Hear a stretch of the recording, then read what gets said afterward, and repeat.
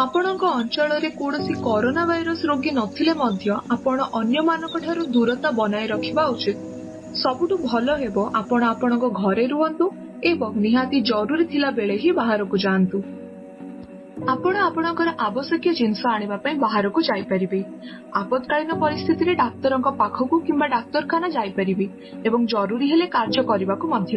ସ୍ଥାନୀୟ ସରକାରୀ ନିୟମ ଏବଂ ପ୍ରତିବନ୍ଧ ଗୁଡ଼ିକୁ ଧ୍ୟାନରେ ରଖନ୍ତୁ। କିନ୍ତୁ ଯଦି ଆପଣ ଅସୁସ୍ଥ ଅନୁଭବ କରୁଛନ୍ତି ତେବେ ଆପଣ ବାହାରକୁ ଯିବା ଉଚିତ ନୁହେଁ। ଏହା ବଦଳରେ ଆପଣଙ୍କର ସ୍ୱାସ୍ଥ୍ୟକର୍ମୀ କିମ୍ବା ସରକାରୀ ହେଲ୍ପଲାଇନକୁ 1075ରେ କଲ୍ କରନ୍ତୁ ଏବଂ ପରାମର୍ଶ ନିଅନ୍ତୁ। ଯେତେବେଳେ ଆପଣ ବାହାରକୁ ଯାଉଛନ୍ତି ଏକ ସଫା ମାସ୍କ ପିନ୍ଧନ୍ତୁ। ଏହା ଘରେ ତିଆରି କିମ୍ବା ଫାର୍ମାସିରୁ କିଣା ଯାଇପାରେ କିମ୍ବା ଆପଣ ନାକ ଏବଂ ପାଟିକୁ ଓଢ଼ାଣି କିମ୍ବା ସ୍କାର୍ଫରେ ମଧ୍ୟ ଘୋଡ଼ାଇ ପାରିବେ।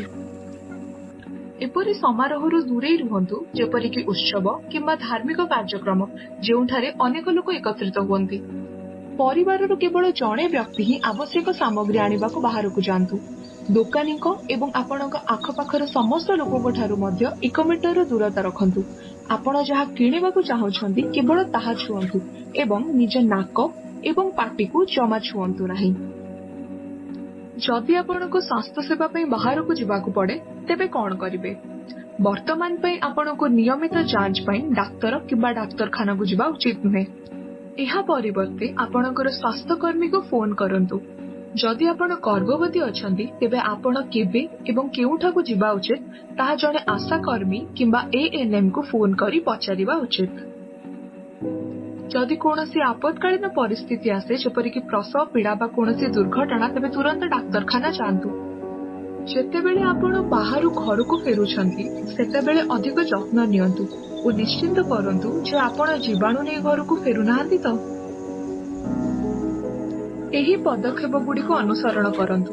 ନିଜର ଜୋତା ଚପଲ ବାହାରେ ରଖିଦିଅନ୍ତୁ।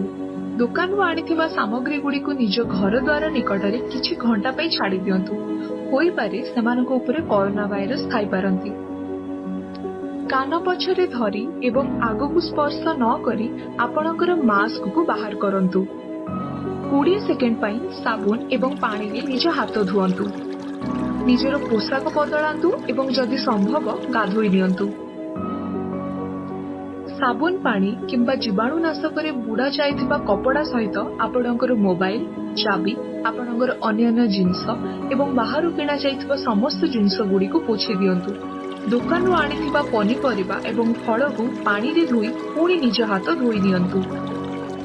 ନିଜର ପୋଷାକ ଏବଂ ମାସ୍କକୁ ସାବୁନ ଏବଂ ପାଣିରେ ଧୋଇ ଖରାରେ ଶୁଖାଇ ଦିଅନ୍ତୁ। ଏବଂ ଶେଷରେ ବାହାରକୁ ଯିବା ବେଳେ, ସାମଗ୍ରୀ କିଣିବା ବେଳେ ଏବଂ ଘରକୁ ଫେରିବା ବେଳେ ବିଶେଷ ସତର୍କତାର ଅବଲମ୍ବନ କରି ଏବଂ ନିର୍ଦ୍ଦେଶଗୁଡ଼ିକୁ ପାଳନ କରି ଆପଣ ନିଜକୁ, ଆପଣଙ୍କ ପରିବାରକୁ ଏବଂ ଆପଣଙ୍କ ସମ୍ପ୍ରଦାୟକୁ କରୋନା ଭାଇରସରୁ ରକ୍ଷା କରିପାରିବେ।